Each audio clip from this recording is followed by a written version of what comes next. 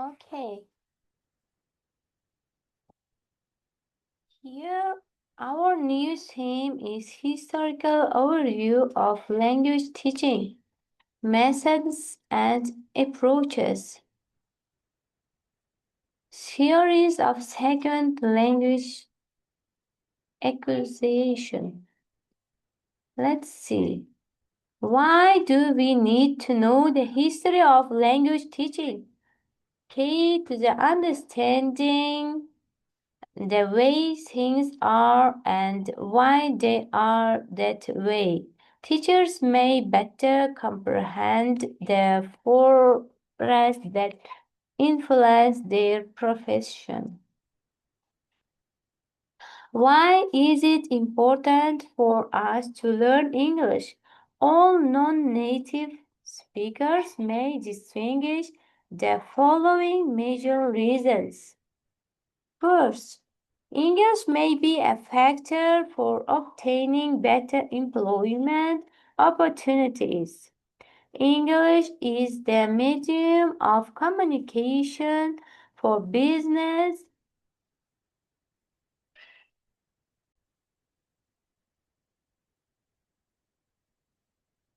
So, why is it important for us to learn English? All non-native speakers may distinguish the following major reasons. English may be a factor for obtaining better employment opportunities. English is a medium of communication for business, recruiting, and competitive tournaments. English is almost mandatory for learners, higher academic achievements, and publishing of one's findings. The knowledge of English may provide higher social standing or identify in many cases. So, next, the history of foreign language teaching goes back at least to the ancient Greeks. They were interested in what they could learn about mind and they will sought language learning. The Romans were probably the first to study foreign language efficiently. They studied Greek taught by Greek tutors and slaves. Their approach was less and more practical than Greeks.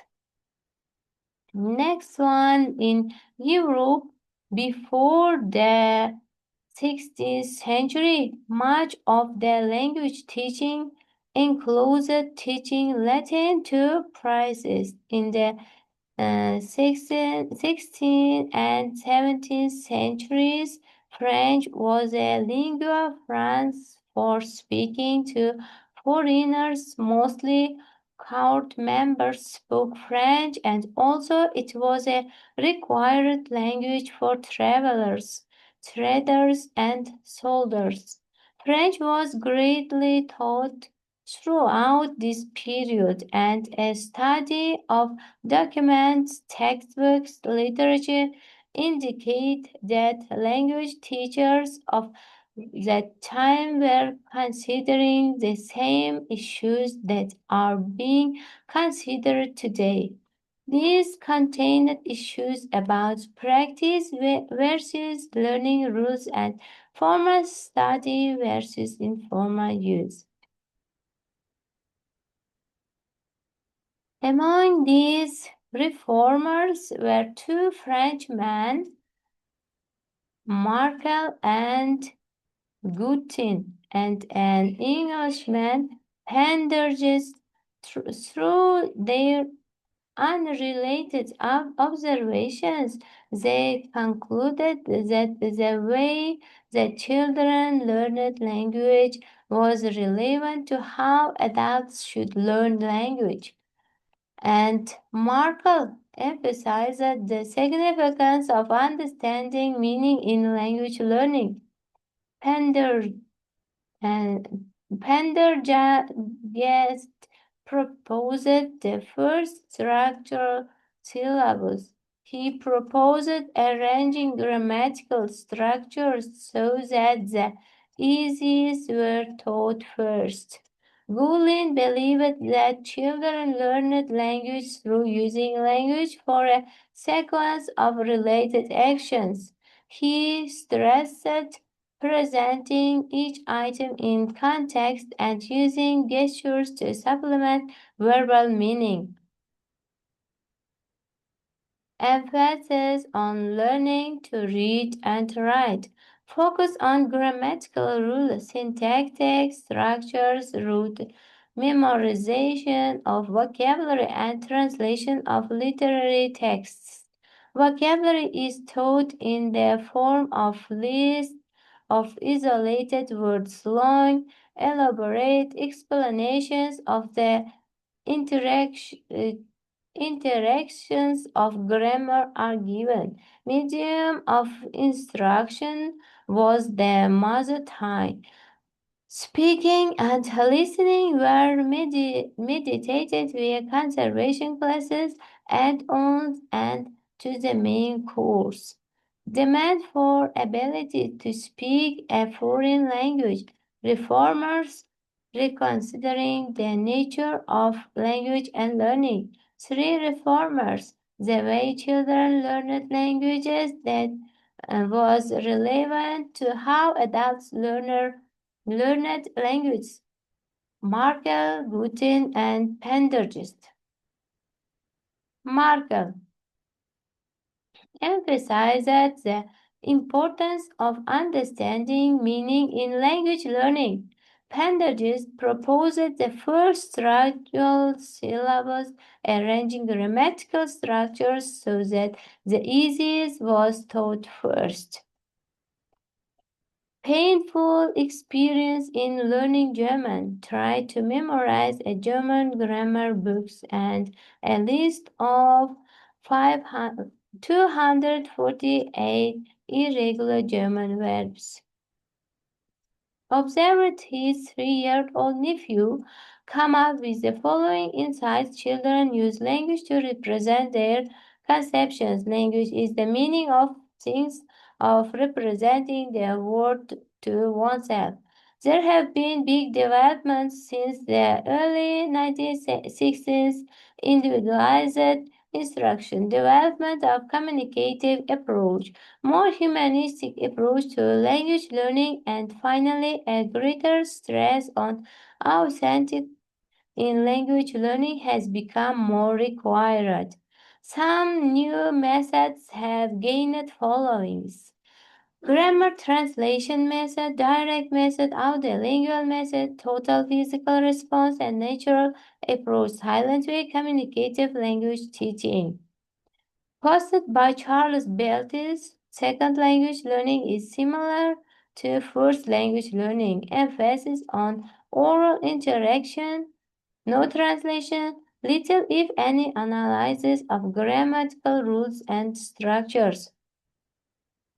Project-based learning, task-based learning, contact-based learning, CLIL, flipped learning, blended learning, and distance learning.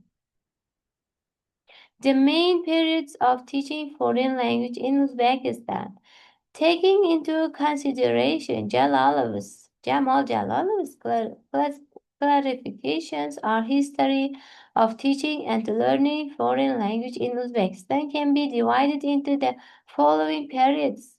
The first period before 1970s and second period 1970s up to beginning 1930s and third period from 1913 up to the first half of 1914 and the fourth period from the middle 1914 up to the beginning of the 1916s, the fifth period from 1916s up to the beginning of 1970s, the sixth period from 1907 to up to 1919s. The seventh period from 1991 to the present time. Language teaching methodology. Language teaching methodology. There are some subdivision groups, theories of language and learning, instructional design features, and observed teaching practices, observed syllabus, activities, rules of learners, and materials. Series of language and learning. Nature of language. Structural view of language. Functional view of language and interactional view of language. Nature of language learning process oriented theories. What are the psychological and cognitive process involved habit formation, induction, inferencing, and generalization. Condition-oriented theories. What are the conditions that need to be met for this learning process to be activated?